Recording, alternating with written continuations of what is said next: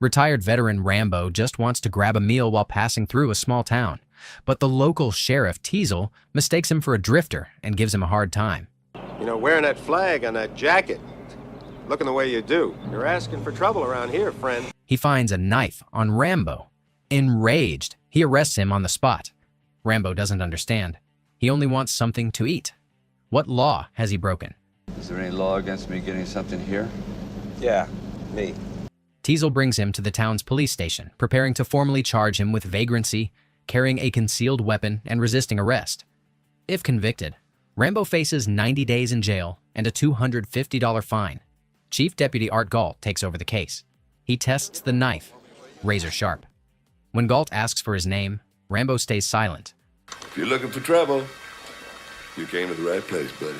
The trauma of war has left him hyper-alert and wary of unfamiliar surroundings. He notices a small basement window. The sight triggers waves of traumatic memories, visions of being captured during the Vietnam War, locked in a dungeon, and subjected to brutal torture. Tension boils over. You got 3 seconds before I break your face in.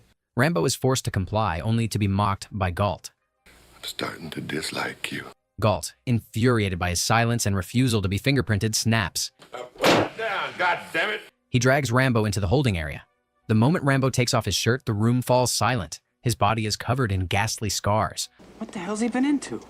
But Galt shows no sympathy. Offended by Rambo's continued defiance, he slams a baton across his back in punishment.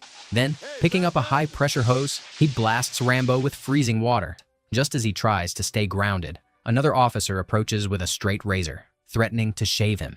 That's okay, Warren. Don't worry about the soap. He's tough. Just shave him. Dry. This triggers a final unbearable memory, a flash of steel cutting into his flesh on the battlefield. Something inside him breaks. Without warning, Rambo lets out a roar. He breaks free from their grip, hurling one deputy into the wall, kicking another aside, and smashing his head into a third.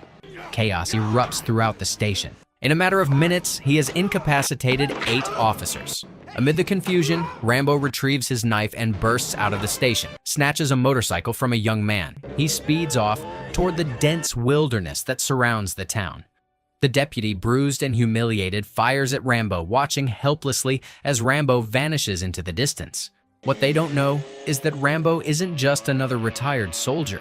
Vietnam War veteran John Rambo, a former Green Beret and Medal of Honor recipient, possesses extraordinary survival and combat skills. He's come searching for one of the last surviving members of his unit.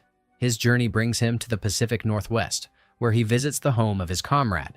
My name is John Rambo. We served on the same team together in Nam. Only to be met with tragic news. Delmar's gone. Died last summer.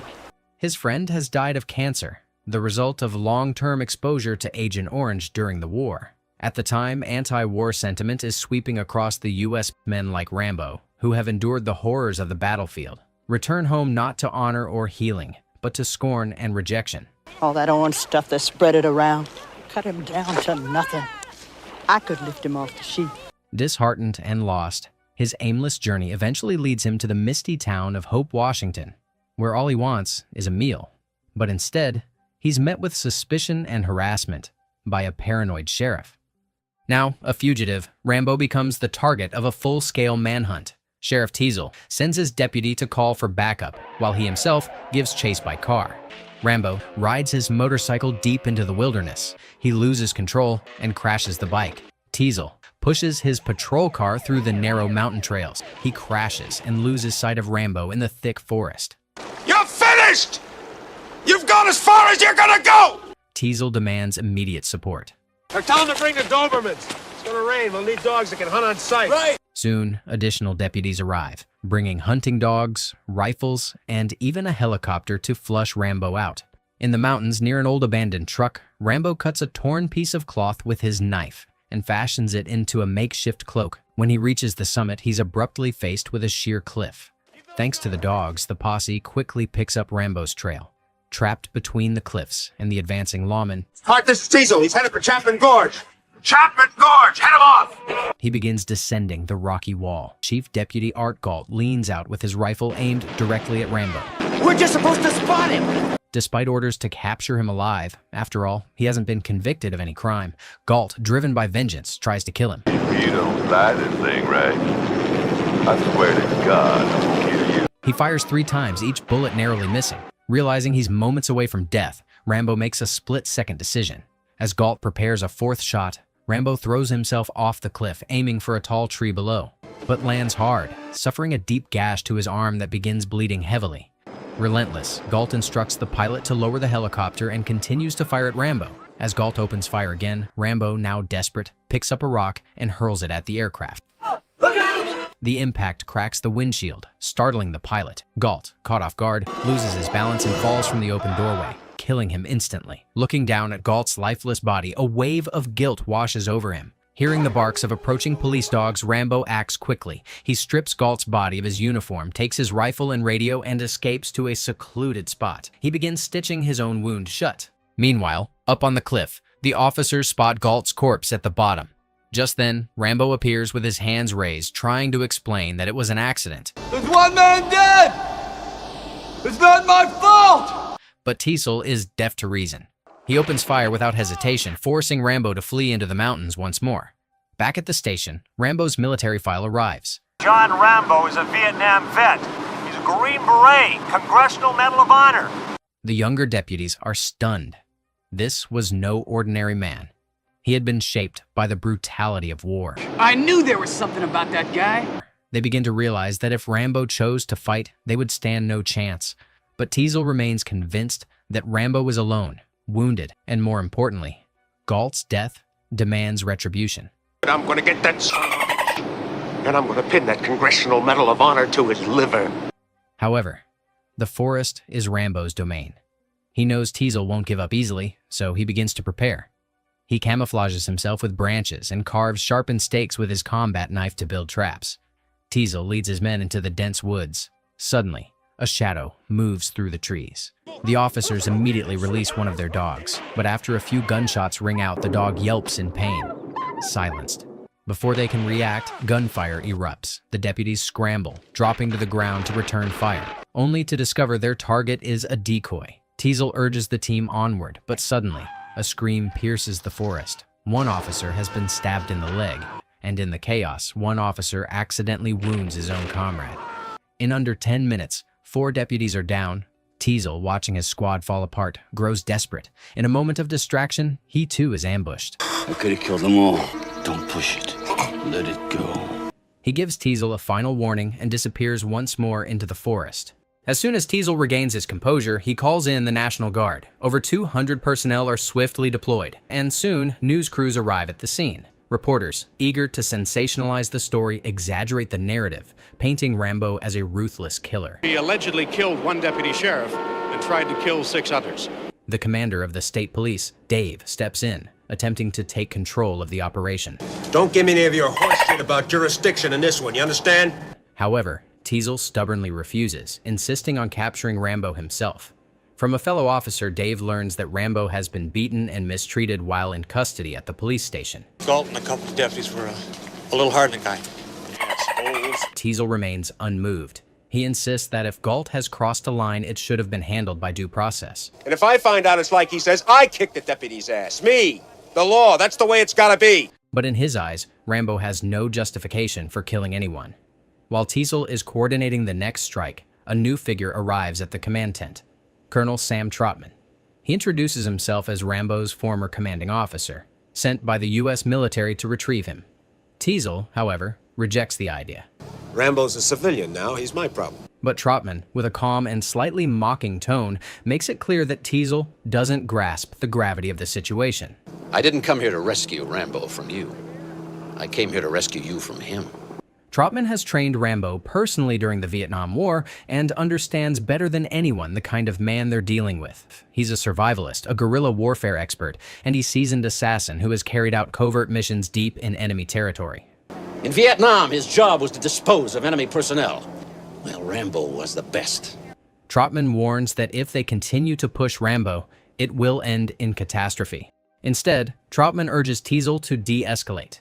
Rambo can be tracked down later. In a couple of weeks, you'll pick him up in Seattle or someplace working in a car wash. There'll be no fight and nobody else will get hurt. Teasel remembers the fear he feels when Rambo has a knife to his throat, so he compromises, giving Troutman a chance to try to reach out to Rambo via Galt's stolen radio.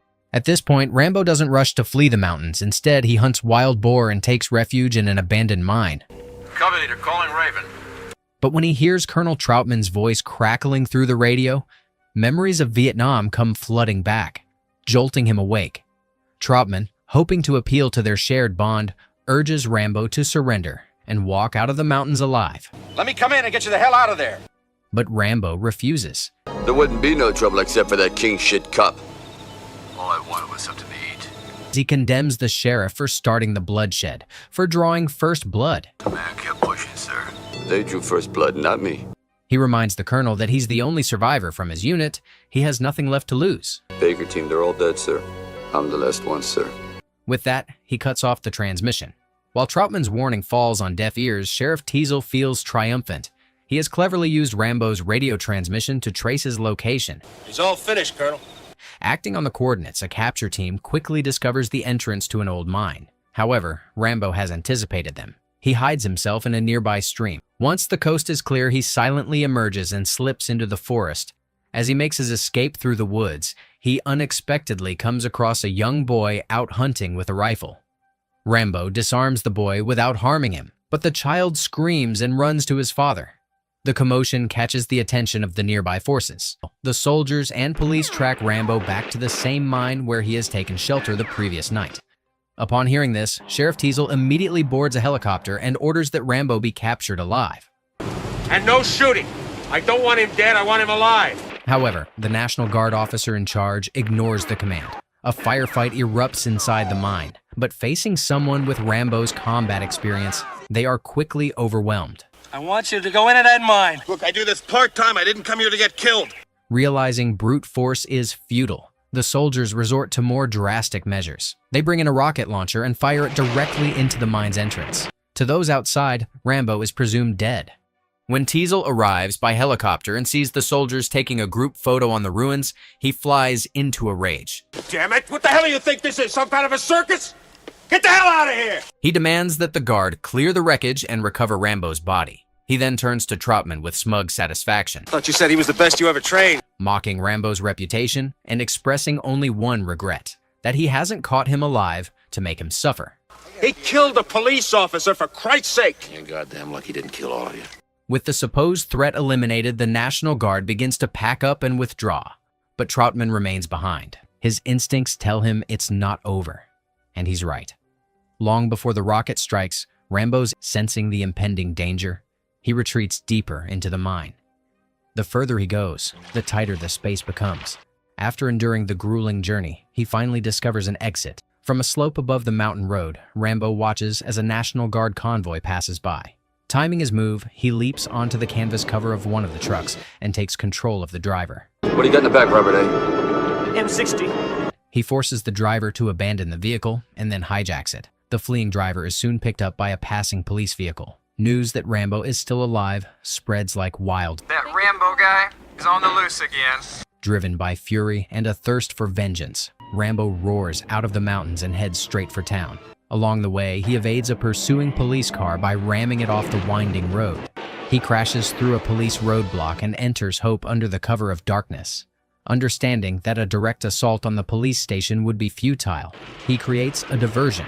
He destroys a gas station in a massive explosion, then sets nearby buildings ablaze. As officers scramble to respond to the chaos, Rambo seizes the opportunity. With the M60 in hand, he unleashes a barrage of gunfire on the town's power grid, plunging the entire area into darkness. Sheriff Teasel panics. It's then that he truly realizes Troutman's earlier warnings weren't exaggerations. You're gonna die, Teasel. Everybody dies. He climbs onto the roof of the sheriff's station with a rifle in hand. Meanwhile, Rambo moves stealthily through the night. Hiding in the shadows at a street corner, he first guns down the nearby streetlights and electrical boxes, cloaking the entire area in darkness. Then, he breaks into the gun store across from the station, pile up all the explosives and ammunition, and then fire them on fire, lure Teasel into peeking over the rooftop wall, exposing his position. Rambo storms toward the sheriff's building, firing as he goes. Teasel crouches behind the low wall of the roof. He aims at the stairwell as a shadow flickers past and fires, but misses. A moment later, bullets tear through the ceiling from below. Rambo's gunfire strikes him repeatedly, and the sheriff collapses from the rooftop in a heap. Crazy Rambo!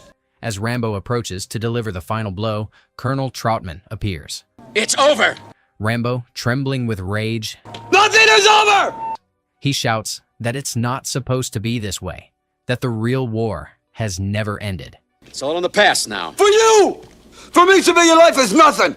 In front of the only man who has ever understood him, Rambo breaks down, weeping uncontrollably. He fought for the country, but the country abandoned him.